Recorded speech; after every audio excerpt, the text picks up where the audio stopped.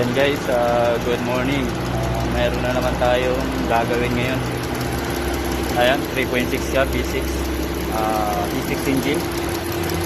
Problema, ayan o, may lumalagatik. Maingay yung makina niya. Durango. Ayan guys.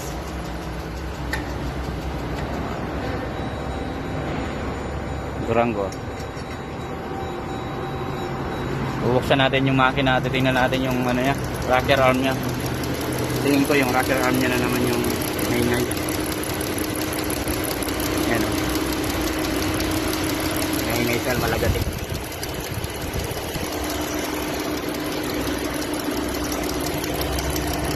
Okay guys, tingnan natin. Bubuksan natin yan.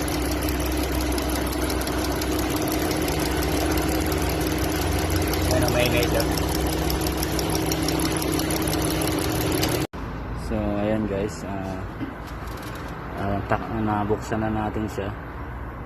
Ito yung Durango V6 3.6 engine. Maingay yung niya, maingay yung makina. Ayan na guys, ito yung ko, dito yung sira niya.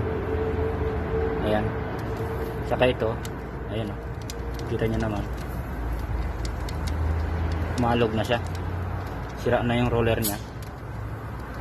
Kaya ito yung lumalagatik pag in-start mo. Ayan guys. Dito, wala naman akong nakitang sira dito sa kabila niya. Sa kanan, wala siyang sira.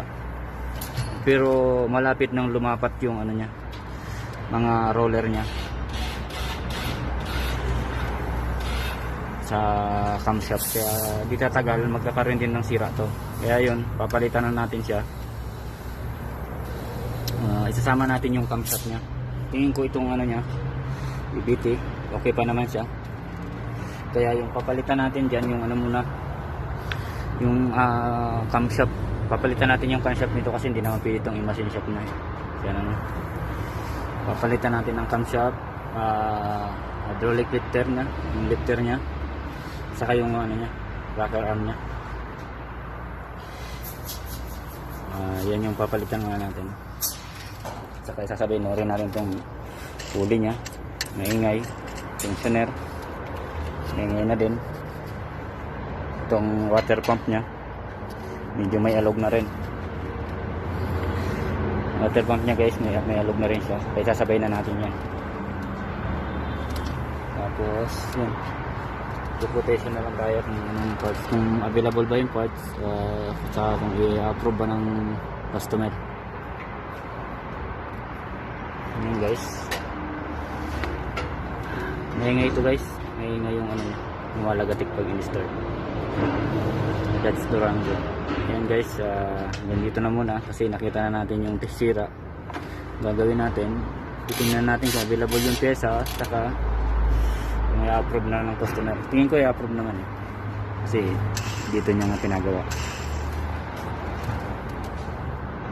Yan siya guys.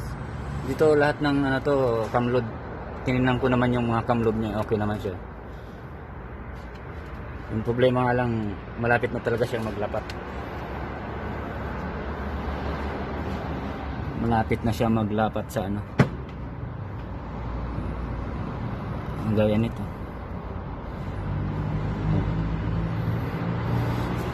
May kain na rin ito.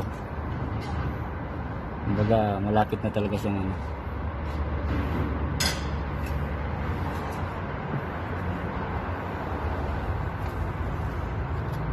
Sige guys, yun naman na update natin pag nagkabit na tayo. Tapos pag kinabit natin yan guys, i-retiming din natin siya. Tatanggalin natin tong cover na to, timing cover nya, tanggalin natin, i-retiming natin siya. Tatanggalin natin tong lahat ng BBT nya. Yan guys, tinanggal natin yan, i-retiming natin.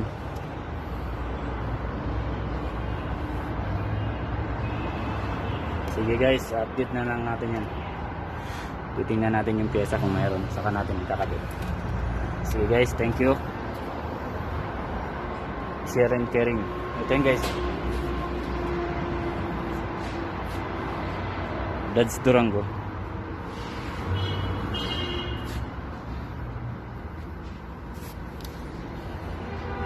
Dodge Durango 3.6 D6.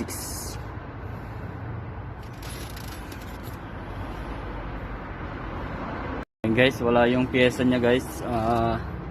Order pa ang pyesa guys. Ang gagawin natin ito, waiting parts. I-ano muna natin. I-parking muna natin kung saan to para may gagawin ulit tayo. Waiting parts siya at saka pero hindi naman 2 days 3 days andito na yung parts nito. Mayroong ibang parts na nandito pero yung camshaft niya wala, order nasa kabilang branch. Yung camshaft niya intake exhaust niya na camshaft hindi available dito sa amin, kaya i-order namin siya. Tapos yun, pagdating noon ikakabit na natin siya, i-retiming uli natin siya, tanggalin na lang natin itong valve cover na to para may timing natin ng maayos. Yun guys, i-ano natin ito na.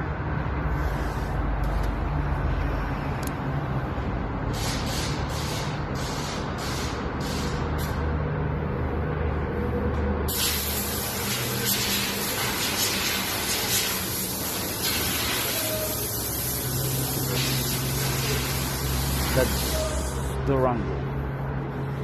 Yan siya guys.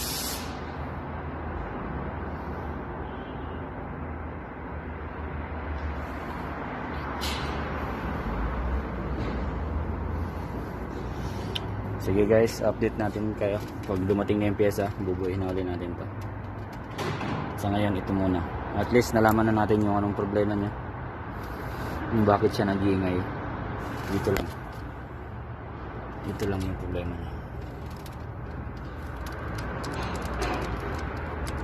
Ayan. Masyado nang maluwang. Kaya yun. Kaya maingay. Thank you guys. God bless. Ingat kayo lahat. Sharing, caring lang.